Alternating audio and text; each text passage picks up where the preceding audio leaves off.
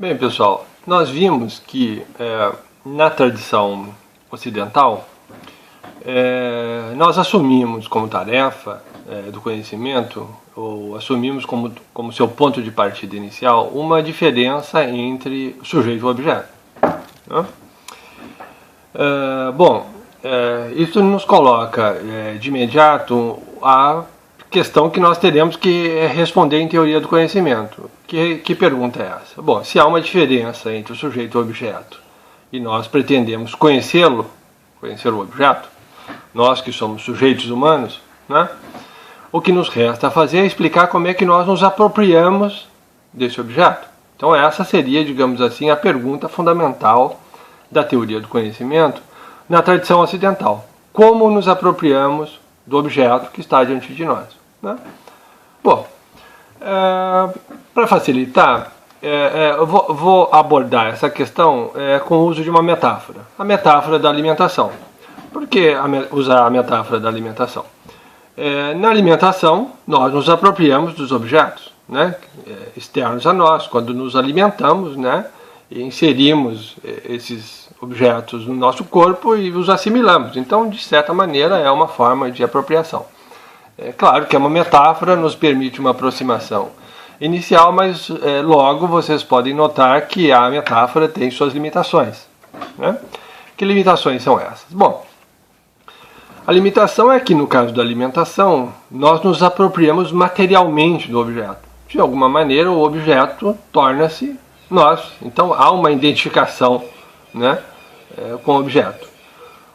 Ótimo! Já sabemos que no conhecimento, nessa relação entre sujeito e objeto, que nós buscamos é também uma identificação com o objeto.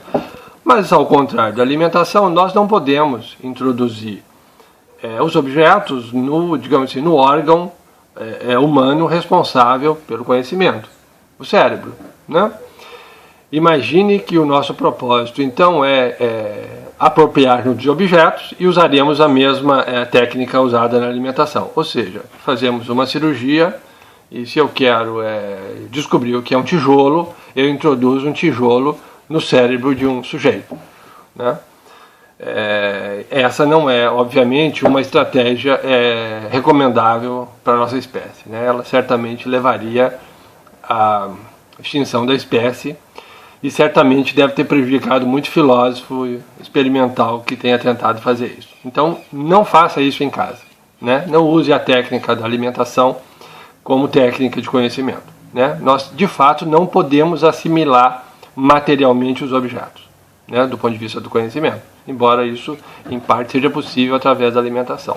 Bom, então, olha só, nós queremos nos apropriar dos objetos, na tradição ocidental.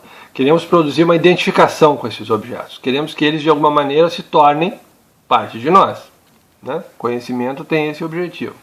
Sabemos, então, que há uma limitação nesse processo, né? Não podemos nos apropriar materialmente dos objetos.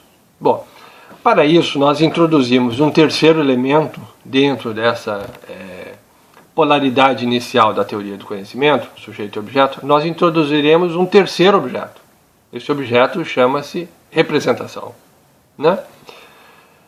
O que é uma representação? Vou usar outra metáfora, né? Nós temos representantes políticos em Brasília, né? O que significa representar? O que são os nossos representantes? Bom, eles estão em Brasília porque nós não podemos estar em Brasília o tempo todo, né?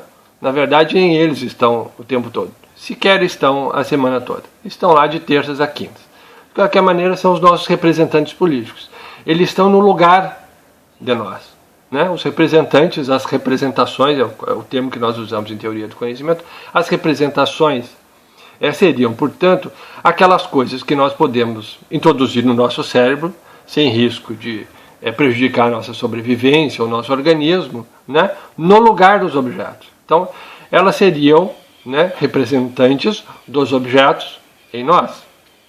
Ok?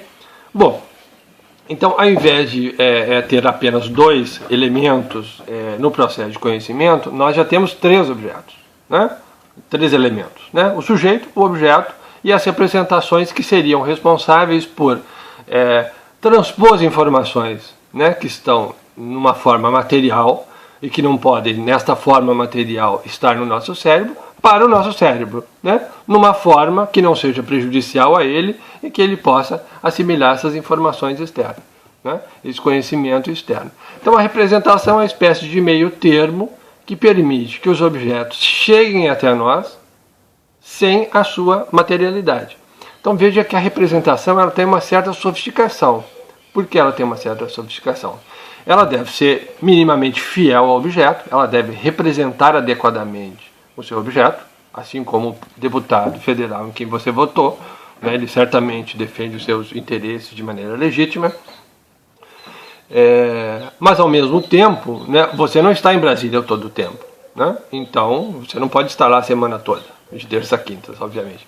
Então o que acontece aí é que a representação ela precisa dizer algo sobre o objeto, ela precisa ser fiel a esse objeto, precisa representar o que este objeto é, de maneira fiel, ao mesmo tempo em que ela não pode ser igual ao objeto. Se ela fosse igual ao objeto, ela seria dispensável, ela teria materialidade e seria dispensável. Então veja que há uma certa sofisticação nessa ideia da representação, se você notar com cuidado. Ela deve ser fiel ao objeto, né? Mas ela deve ser dotada de uma fidelidade tal que permita dizer o que o objeto é, não sendo o próprio objeto. Então ela é, de alguma forma, igual e diferente do objeto, né? Então a gente tem que cuidar um pouco na percepção da função de uma representação, porque obviamente uma função não pode ser exatamente igual a um objeto. Se fosse, seria um outro objeto, né? Então a representação tem essa característica especial, em que ela é igual e diferente do objeto ao mesmo tempo. Eu espero que isso tenha ficado claro. Nós agora, então, estamos em condição de postular, digamos assim, o que vem a ser, né, o grande problema do conhecimento na tradição ocidental. Qual é o grande problema? Bom, o grande problema aí é obter informações. O problema do conhecimento significa obter informações fiéis dos objetos. Informações que efetivamente, né, representações que efetivamente nos informem sobre o modo de ser dos objetos, a sua constituição, seu comportamento, aquilo que nos interessa do objeto, né? Se eu quero conhecer um aspecto do objeto, a representação pertinente, no caso, deveria ser capaz de me informar, sem traição, sem erro, sem deturpar esse processo de transmissão do conhecimento do objeto até nós.